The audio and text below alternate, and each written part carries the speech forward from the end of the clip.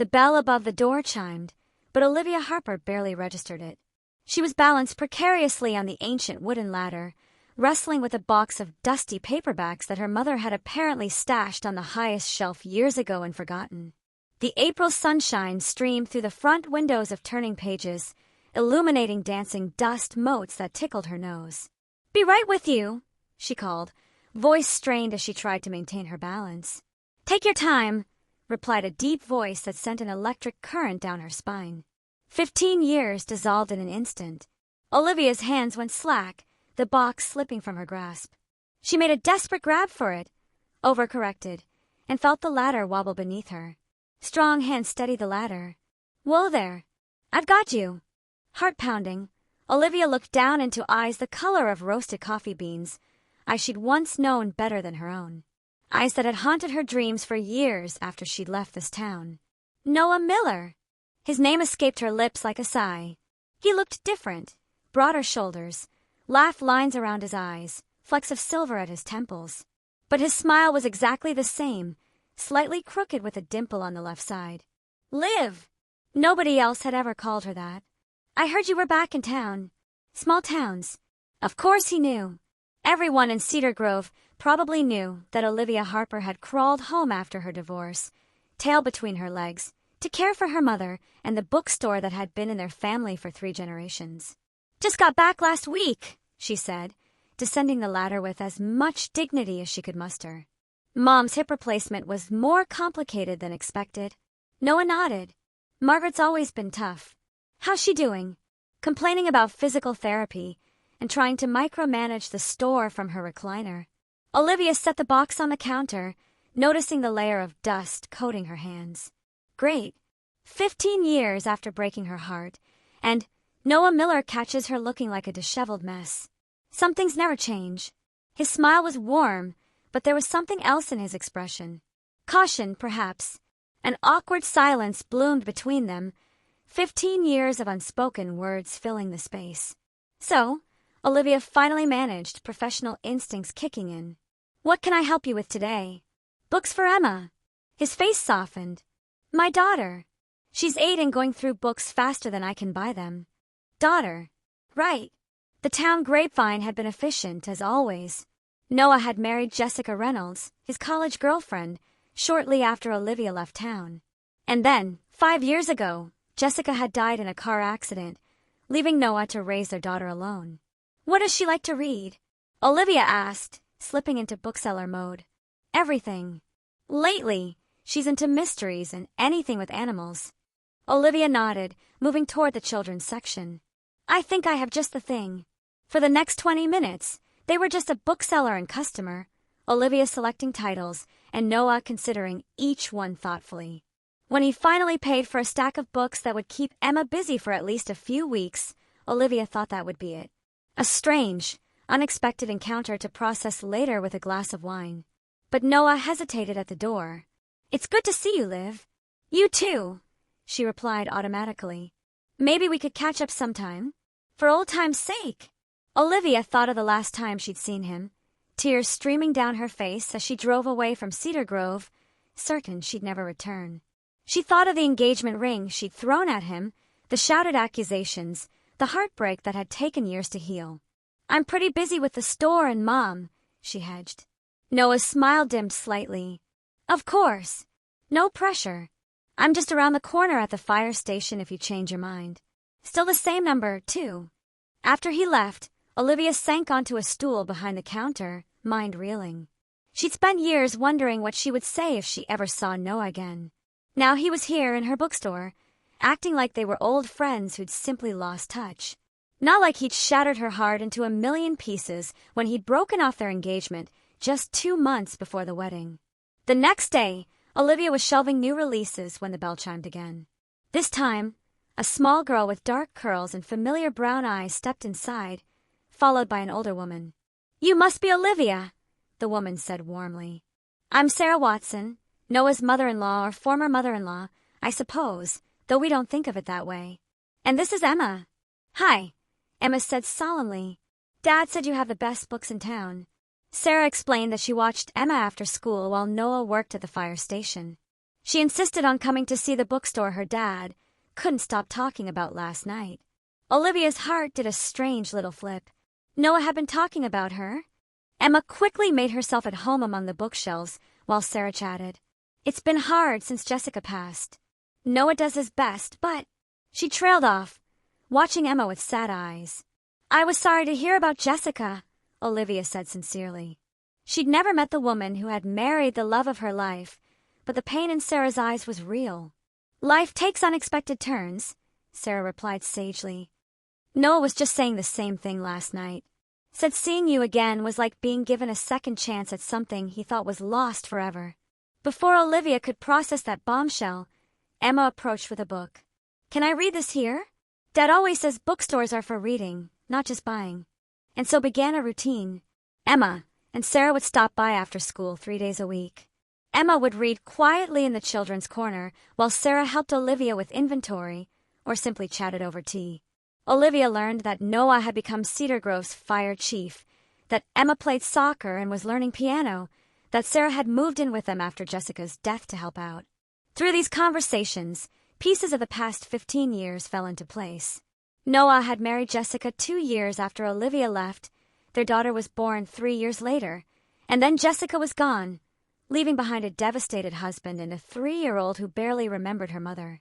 What Sarah didn't mention that Olivia couldn't bring herself to ask about was why Noah had ended their engagement all those years ago.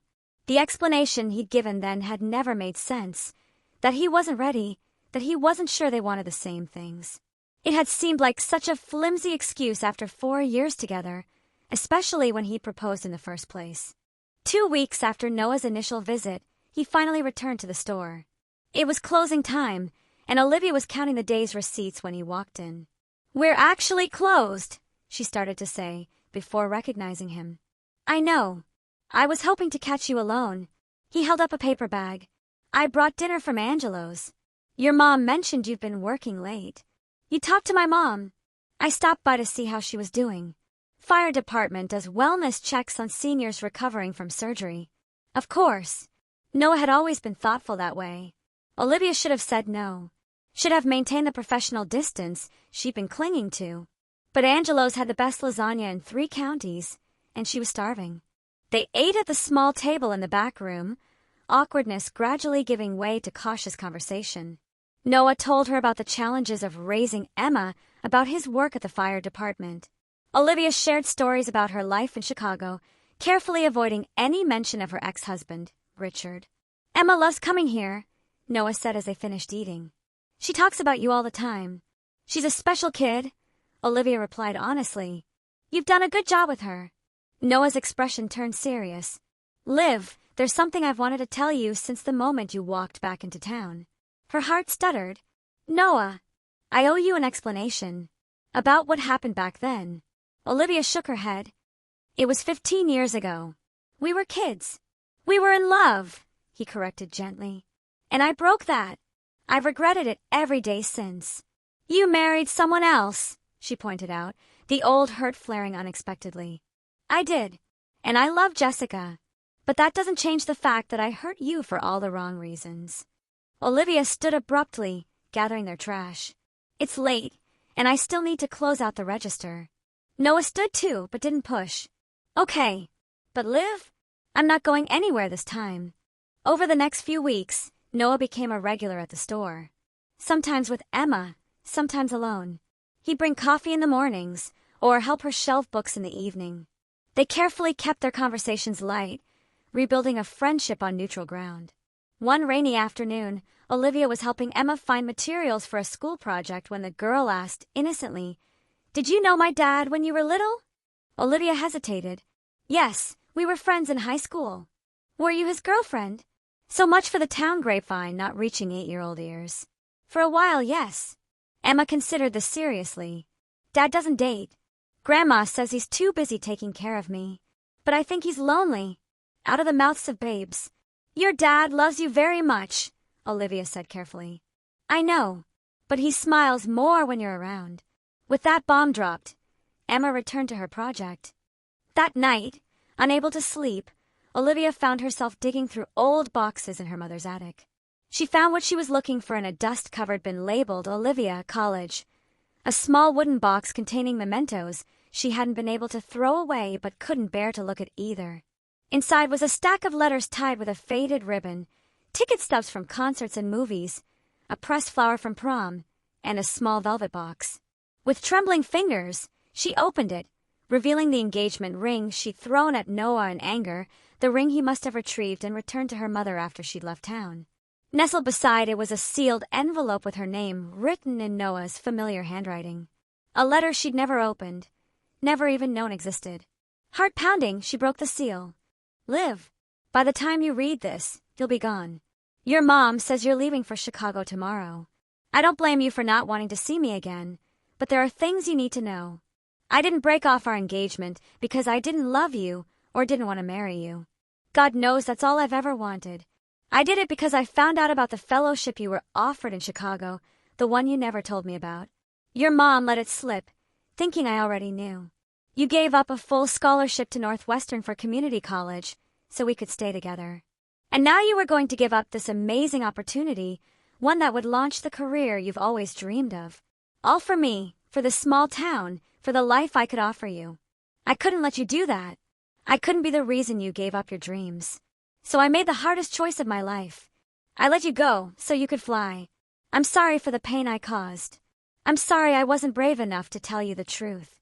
I told myself it was better this way, that if you knew why, you might stay out of obligation or guilt. So I made you hate me instead. I hope someday you can forgive me. I hope the life you build is everything you dreamed of.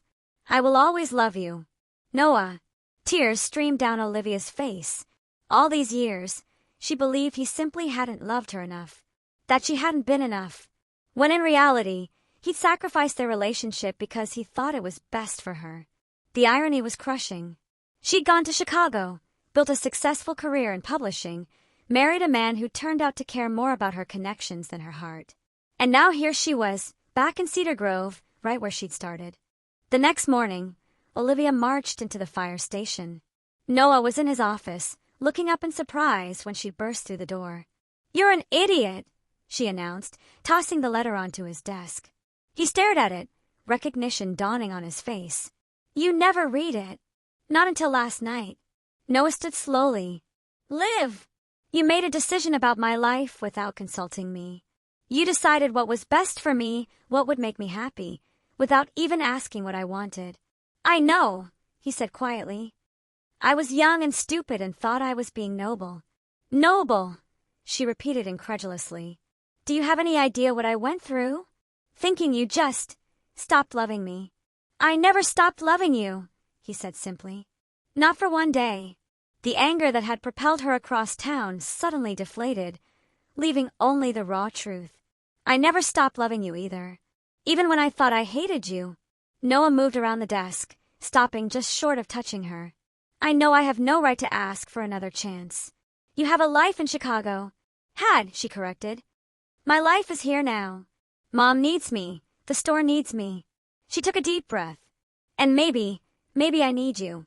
The real you, not the memory I've been angry at for 15 years. This time, when Noah's hands reached for hers, Olivia didn't pull away. His fingers were warm and strong, exactly as she remembered. Emma has a piano recital this weekend, he said, a cautious hope in his eyes. Would you like to come? It wasn't a declaration of undying love. It wasn't a promise of happily ever after. It was something better, an invitation to begin again, with honesty this time. To rebuild what had been broken, one page at a time. I'd like that, Olivia replied, squeezing his hands. I'd like that very much. Outside the fire station window, spring sunlight bathed Cedar Grove in golden light. The town looked the same as it always had, but Olivia saw it with new eyes. Not as the place she'd run from, but as the place where her story had always been waiting to continue. Sometimes, she realized, the most meaningful chapters are the ones that come after you think the book is closed.